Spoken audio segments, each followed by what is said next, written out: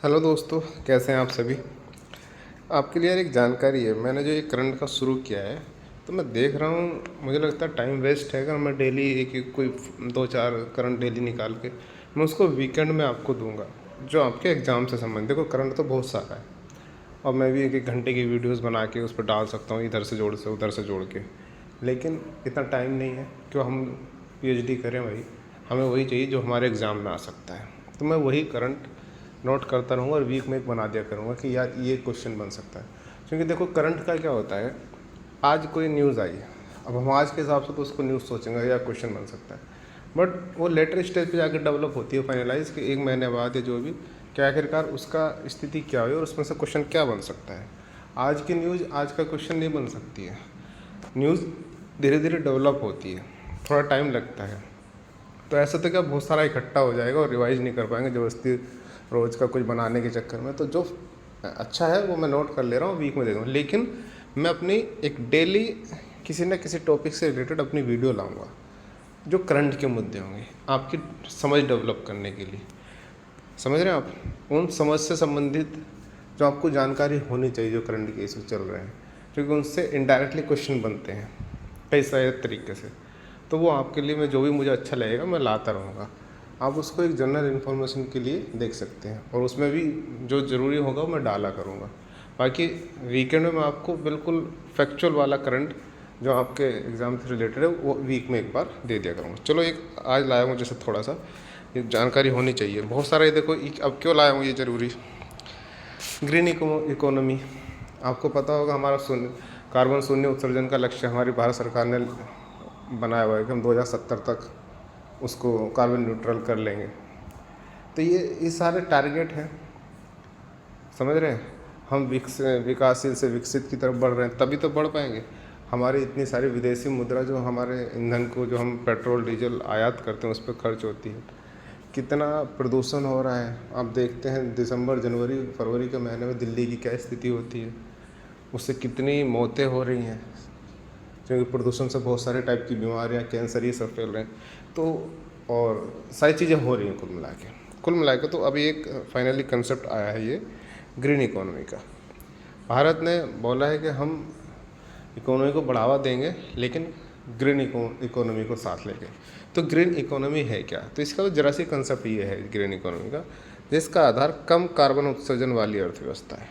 मतलब हम ऐसी अर्थव्यवस्था को प्रोत्साहन देंगे जिसमें कम कार्बन उत्सर्जन हो। कम कार्बन उत्सर्जन का मतलब, आप जो भी अपने आसपास कहीं भी देखते हो, बहुत सारी फैक्ट्रियाँ चल रही हैं, बसें चल रही हैं, हमारी गाड़ियाँ चल रही हैं, हमारे घरों में चूल्हे चल रहे थे, अभी जैसे गैस सिलेंडर हो गया, फिर इंडक्शन की बात आ रही है, फिर गैस पाइपलाइन की बात चल रही है। फैक्ट्रियाँ हैं, फैक्ट्रियों में जो बिजली की आवश्यकता होती है मशीनरियों को चलाने, वो बिजली किससे बनती है? कोयले से बनती है। कोयला क्या है? जैव ईंधन है, ठीक है। और उससे क्या होता है, बहुत ज़्यादा धुआं होता है। उससे खदान खुद रहा है, बहुत ज़्यादा धुआं निकलता है और वो एक सीमित मात्रा में हमारे पास है। तो हमें क्या करना है, हमें ऐसे संसाधनों का यूज़ करना है अपनी इंडस्ट्री को चलाने के लिए, अपनी ट्रांसपोर्ट को चलाना, मतलब ऐसी सारी चीज़ों को चलाने के लिए जिनसे बहुत ज़्यादा कार्बन उत्सर्जन होता है, धुआं निकलता है। चाहे वो बस हों, गाड़ियाँ हों, फैक्ट्रियाँ हों, कुछ भी हो, हमें उनमें ऐसे ईंधन का यूज़ करना है जिससे कम कार्बन उत्सर्जन हो। तो उसे ही हम बोलते हैं, जैसे इलेक्ट्रिक वाहन। अब इलेक्ट्रिक वाहन अगर देखा जाए तो एक तरीके से ये अभी सही सौदा नहीं है। क्यों? क्योंकि उसमें हम कह रहे हैं हम बिजली से चलाएंगे, कि हम डीजल से नहीं चला रहे, चलो पेट्रोल से नहीं चला रहे, ठीक है, आप बिजली से चला, लेकिन बिजली भी तो कोयले से बन रही है ना। तो कोयला ज़्यादा खर्च करना पड़ा तो ऑटोमेटिक वो फिर उधर ही हो जा रहा है। लेकिन फिर भी उससे बेटर ये, तो इलेक्ट्रिक वाहन, हम ज़्यादातर इलेक्ट्रिक वाहन का यूज़ करेंगे अपने शहरों में। सोलर पार्क बनाएंगे हम, जैसे बिजली घर होते हैं ना, तो बिजली घर से फिर उस एरिया में बिजली दी, ऐसे सोलर पार्क बनाए जाएंगे, बड़े बड़े पार्क, और उससे उसके आसपास की सभी जगहों को बिजली सप्लाई की जाएगी स्वच्छ ऊर्जा स्रोत से। मतलब ऐसे ही जितने सारे स्वच्छ ऊर्जा, चाहे वो पवन ऊर्जा हो, जल ऊर्जा हो, सौर ऊर्जा तो है ही, हाइड्रोजन ऊर्जा जो अभी एक नया कंसेप्ट आ रहा है, ठीक है, हाइड्रोजन ऊर्जा, इन सारी ऊर्जाओं का यूज़ करना है जिससे हम जैव ईंधन ऊर्जा यूज़ करने से बचें और कम कार्बन उत्सर्जन हो। इसे ही ग्रीन इकोनॉमी कहा गया है, ठीक है। देखिए, ये मतलब यहाँ बोला गया है कि जीवाश्म ईंधनों का कम से कम प्रयोग करना है। जीवाश्म ईंधन कोयला, डीजल, पेट्रोल, इनका हमें कम से कम प्रयोग करना है। अब ये आप कहेंगे कि सर ये कंसेप्ट आपको पता चल जाएगा, इससे संबंधित क्वेश्चन आ सकता है करंट से जुड़कर, तो हम इस चीज़ को समझ जाएंगे। अच्छा, ग्रीन इकोनॉमी क्या है, जीवाश्म ईंधन क्या है ना, और जीवाश्म ईंधन हम और कैसे कर सकते हैं। जैसे उदाहरण सोलर ड्रायर, जैसे अभी किसानों अभी आंध्रा की थी, आंध्रा की कहीं पर एक बात थी शायद, तो वहाँ पर सोलर मतलब जो सौर ऊर्जा है उससे संबंधित वो कोई मतलब एक मशीनरी चला रहे हैं सुखाने के लिए कोई चीज़, कोल्ड स्टोरेज बन रहे हैं, उनमें जो बिजली सप्लाई हो रही है वो भी सौर ऊर्जा से हो रही है, बायोगैस आधारित कोल्ड स्टोरेज है। तो ऐसे स्टोरेज, ऐसे कोई भी यंत्र आजकल आ ही रहे हैं अब धीरे धीरे, है ना, तो इसको हमें और बढ़ावा देना है। अच्छा, एक ये भी न्यूज़ में था L1, ये आपका क्वेश्चन आ सकता है, L1 लैग्रेंज पॉइंट क्या है। ये वैज्ञानिक के, मैं आपको देखो इतना डीपली इसमें जहाँ पे डीपली ले जाने की ज़रूरत है वहाँ ले जाऊँगा, जहाँ पे ज़रूरत नहीं वहाँ नहीं ले जाऊँगा। ये एक वैज्ञानिक के नाम पे रखा गया है, वैज्ञानिक का नाम लैग्रेंज ही था, उसी के आधार पर इसको लैग्रेंज पॉइंट ही बोला जाता है L1 को। ये है क्या, ये पृथ्वी और सूर्य है उसके बीच में चारों ओर कहीं 5 स्थान हैं, कोई एक स्थान या आसपास उनके, उन 5 स्थानों में से किसी एक स्थान की खोज लैग्रेंज पॉइंट ने की थी, उसी को हम L1 या लैग्रेंज पॉइंट बोलते हैं। ठीक है, इस पे क्या है, पृथ्वी और सूर्य का गुरुत्वाकर्षण कार्य करता है इन पॉइंटों पे। ये इतनी सी जानकारी है। चलिए आगे चलिए फटाफट। ये मेथनॉक्स इंजन क्या है, ऐसा इंजन या ऐसे इंजन जिनमें मेथन और O2 का प्रयोग किया जाता है ईंधन के रूप में। हम डीजल इंजन बोलते हैं ना, आपने सुना होगा डीजल लोकोमोटिव इंजन, रेलवे का डीजल लोकोमोटिव इंजन कहाँ बनता है, बनारस में बनता है, तो डीजल के इंजन होते हैं। ऐसे ही मेथनॉक्स इंजन होते हैं जिसमें हम मैथेन का और O2 का प्रयोग करके उसको चला सकते हैं गाड़ी को। ये इम्पोर्टेंट है, इससे संबंधित क्वेश्चन आपके आ सकता है, बिल्कुल 100% बनेगा। देखो कई तरह के क्वेश्चन बनेगा और भी डीपली मैं आपको बाद में भी कराऊंगा और आप भी देख सकते हैं। फुकुशिमा दाइची परमाणु ऊर्जा संयंत्र, पहला क्वेश्चन ये बनेगा, फुकुशिमा परमाणु संयंत्र कहाँ पर है, किस देश का है, जापान का है, चर्चा में क्यों है, ये इम्पोर्टेंट है, ये मैंने लिखा हुआ है, चर्चा में क्यों है, जापान का है, ये इसका उत्तर हो गया। 2011 में सुनामी आई थी, जापान आपको पता है हर साल उसमें कई सारी सुनामी आती है, बहुत सारे भूकंप आते हैं, बट इतनी हाईफाई टेक्नोलॉजी फिर भी वो डेवलप्ड देश बना हुआ है, तो उससे आगे बढ़ते हैं, वो बात को छोड़ते हैं। 2011 में सुनामी, तो ये वाला परमाणु ऊर्जा संयंत्र बहुत ज़्यादा प्रभावित हुआ, जो वहाँ पे रिएक्टर थे बहुत सारे वो ख़राब हो गए सुनामी से। अब ख़राब तो हो गए लेकिन फिर भी वो गर्म रहते हैं, तो उन रिएक्टरों को, ये देखो रिएक्टरों को ठंडा रखने के लिए, जो ख़राब रिएक्टर हो गए, रिएक्टरों को ठंडा रखने के लिए प्रयुक्त पानी, तो उन्हें ठंडा रखने के लिए पानी की ज़रूरत पड़ती है, तो पानी यूज़ करते हैं, और फिर वो पानी यूज़ करने के बाद जो पानी बचता है फिर उसका निकलता है उसमें होके उसको ठंडा करके, तो वो रेडियो एक्टिव पानी बन जाता है, मतलब उसमें रेडियो एक्टिव कण आ जाते हैं। ठीक है, और जब रेडियो एक्टिव कण आ जाते हैं तो एक, और फिर उसे क्या कर रहे हैं, ये अभी जापान क्या कर रहा है, उस वाले पानी को फिल्टर करके प्रशांत महासागर में छोड़ रहा है।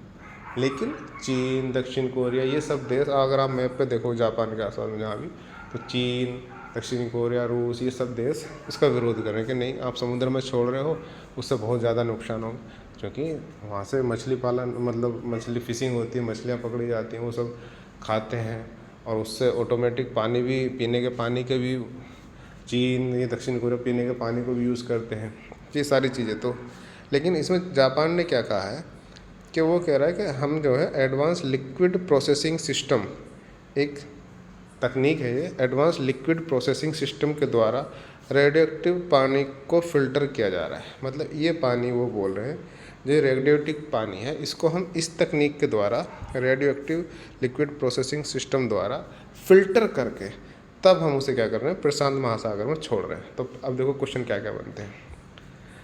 एक क्वेश्चन तो ये बनता है कि आपको भारत के परमाणु सारे रिएक्टर देखने हैं, परमाणु संयंत्र कहाँ कहाँ पे हमारे यहाँ काम कर रहे हैं, यूपी के भी देखने स्पेशल, समझ रहे हैं आप, ये देखने हैं। दूसरा क्वेश्चन, प्रशांत महासागर को देखना है, जापान की स्थिति देखनी है, जापान कहाँ है, जापान के कोई द्वीप देखने हैं। ठीक है, प्रशांत महासागर में ज्वालामुखी, प्रशांत महासागर के, तो प्रशांत महासागर की थोड़ी स्थिति देख लेनी है।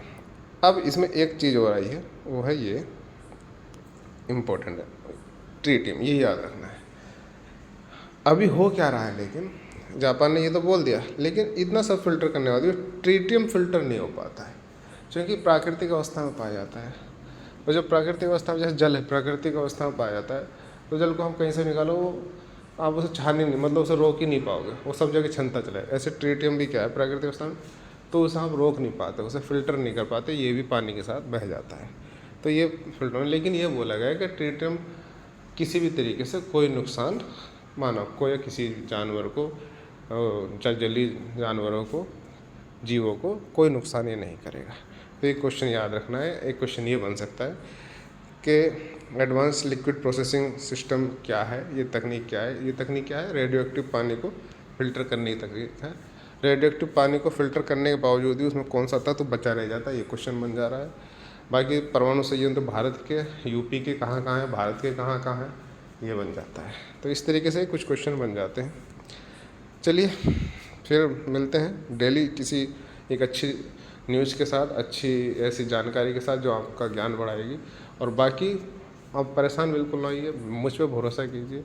फालतू चीज़ नहीं देना चाह रहा, फालतू दूँ तो मैं भी आधा घंटा 1 घंटे कोई वीडियो बना के आपको डेली प्रोवाइड करता हूँ करंट के नाम पे, उतना नहीं है। आपके एग्ज़ाम में जो फंसने वाला है, एग्ज़ाम पेपर का एनालिसिस करके जो लगता है जहाँ से प्रीवियस ईयर में क्वेश्चन उठाता है, जिस तरीके जिस स्टैंडर्ड के प्रश्न उठाता है, वही लाने हैं। बहुत आसान पेपर होते हैं यार, भरोसा करिए, पहले सकारात्मक रहिए, मुझ पे भरोसा कीजिए। जो भी मैं आपको दूंगा उसी में से पूरा पेपर आपका आउट होने वाला है, ये गारंटेड है। ठीक है, मैं आपके बिहाफ पे काम कर रहा हूँ ईमानदारी से, आप मुझे फॉलो करते रहिए बस। ठीक है, ओके, गुड नाइट।